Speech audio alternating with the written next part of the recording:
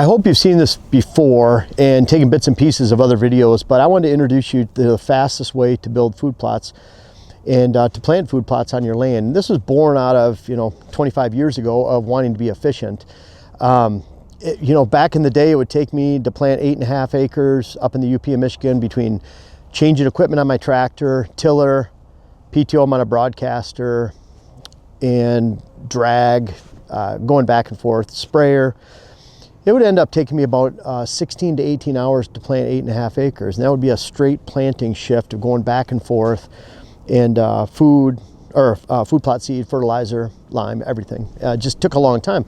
So I wanted a more efficient way. And that's when I started really using the buckwheat no-till rotation. And I want you to find a system for yourself. You can experiment with this, but you can't find a system that dictates you have to plant certain types of seeds. And what I mean by that is there's some rotations, like for example, if we're going to take a crimper in here, we're going to crimp this rye when it's the seed head's in that doughy stage. We're going to be, it's at a it's way too early for planting the fall crops. It's way too late for planting corn. We've actually planted corn. I don't remember, Dylan, you remember that? We planted corn into standing rye. We got actually a cob, but we're talking, I want things perfect.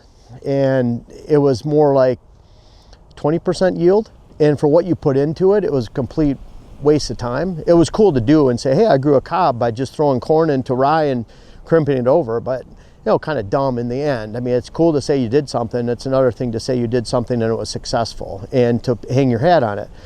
So what we do with this buckwheat rotation is it allows you to plant your heart's content for fall deer hunting, but then you can build the soil, limit weeds, control soil erosion, not dry out the soil during the summer months. And then a lot of our food plots, we have rye in, so we incorporate the rye going into the spring. That's another part of it. But I want to focus on this buckwheat. We're simply throwing the buckwheat on the ground, and you'll see this rye that's standing right now. You never want to let this rye get to 5-6 feet tall anyways, because it's just organic matter. It's not fine organic matter. What that means is it takes years to break down, no different than this patch of switchgrass right here you see.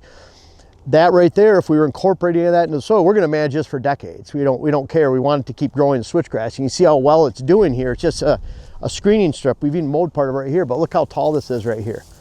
So we'll keep that switchgrass over there, but the rye almost is the same thing. It's a complete monoculture of organic matter, but just because someone says organic matter doesn't mean it's a good thing. Sorghum, corn, 5-6 foot high rye takes years to break down in the soil. So we want this rye. We won't let this rye, and when it warms up, it'll explode. It's April 21st right now, and when this rye, when it gets warm out here, it'll start shooting up. But we'll get this rye to about this 15-inch height right around here, and we'll kill it. And then we'll be able to come in around Memorial Day, end of May, and we'll spread 50 pounds of buckwheat per acre. We'll do it with a hand spreader. Very, very easy. We might cheat and use a PTO mounted spreader on the tractor, but we're not working up the soil in any way. So we're killing this. The rye limits weeds, won't allow certain weeds to grow, has an inhibitor in it, a chemical process that keeps keeps weeds from growing. So, and then we'll smoke it out depending on what weeds we have. Glyphosate is the weakest chemical you can use, Roundup. So if we can get away with just using glyphosate, we will. If we have to use 2,4-D because we have a broadleaf, maybe we'll enhance to Liberty this year and just smoke it all out at the same time. But all of those besides Liberty and glyphosate have a residual that stays in the soil, and so we don't want that chemical living in the soil. So we try to use the least amount of chemical we can. We introduce the buckwheat in there. That's just handheld. The rye is handheld, meaning broadcasted. And then when we get into, and I'm showing you a couple clips here, or Dylan is, where last year we started the process on July 21st. We had some water hemp, really nasty weed. We had some smartweed over in Wisconsin, another nasty one. And it takes multiple sprayings of 2,4-D, glyphosate, or stronger. We don't like using stronger. So what we did is we actually hit this on July 21st with a combination of 2 quarts per acre glyphosate, 1 pint per acre 2,4-D, and then 9 days later we were seeding. And it's a stark contrast. You look at this where it was on July 21st in the green mat, how much thick covering there was, and then you fast forward 9 days, and it is amazing what's left. You're left with the stems of the buckwheat, and that's it. And because that buckwheat is planted at 50 pounds per acre, you don't have a covering like that switchgrass or rye over there. It's not fine organic matter, the stem is, but the root system is. The leaf structure, meaning the leaves, the branches, they're all fine organic matter. They're 85% moisture. When they get killed immediately, they just go away. So no weeds, and you're planting into bare soil. Those stems of the buckwheat and the debris that's on the ground helps aid in germination. You need less rain to actually germinate the seeds. And then we tailor our seeds to actually attract deer and hold the most amount of deer as long as we can during the hunting season and give us the most volume.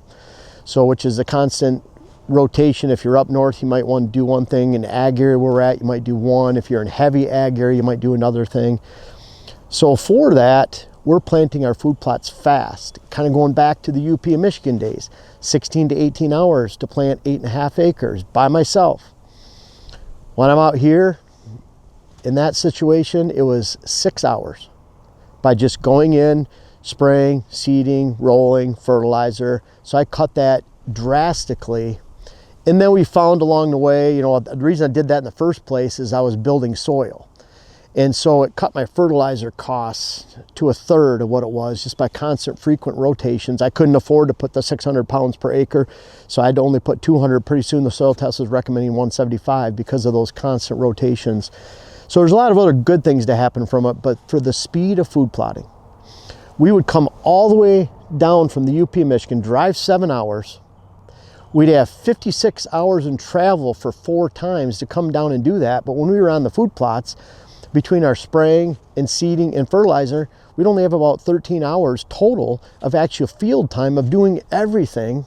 We had way more drive time to come down just to do those in 4 different trips. And when we live on the property, it's so much easier. We find that we can do a little bit here, do a little bit there, and you don't have to sacrifice the quality of your soil building activities or the quality of what you're actually putting in to your food plots so that you can have a great herd and a hunt. Because let's face it, you're out here food plotting, you're out here trying to improve the soil, you're out here trying to limit chemicals, you're out here to try to do it the best you can, then you're not doing all of that just because you like taking care of soil. You're doing it because you bought the land to hunt, you want to create a great hunt, you want to have a great deer herd, and you should never sacrifice what you plant and how long it takes you, or even the amount of equipment you have, in order to have a great food plot program. And that's what we do here. We do things different than the farmer up there. That farm land right there, they've lost feet of topsoil over the last 150 years, several feet.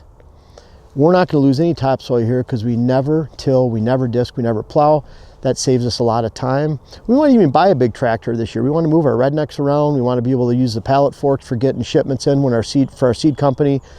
We want to be able to mow 7 feet wide at a time instead of 4 feet wide. We want a 1,000-pound hopper instead of a 400-pound hopper on the back. There's a lot of reasons.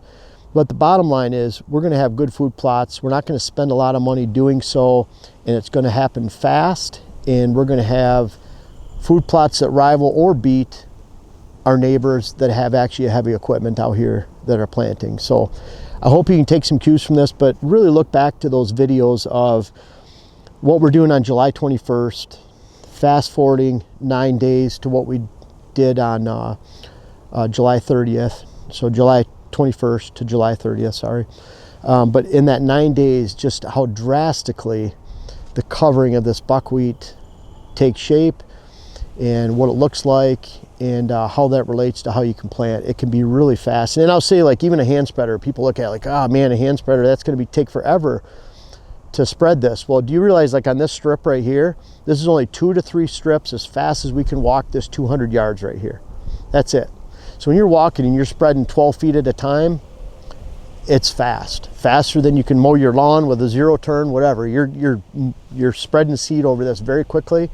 It can be done fast, and I hope you can take some cues from what we're doing, what I've learned over the last 30 years of food plotting, and that'll help you this year not only to have a great hunt, but also build your soil and do it in a very fast, efficient, and smart way There are better ways to plant food plots, and this is definitely one of the ways, and hope you can relate.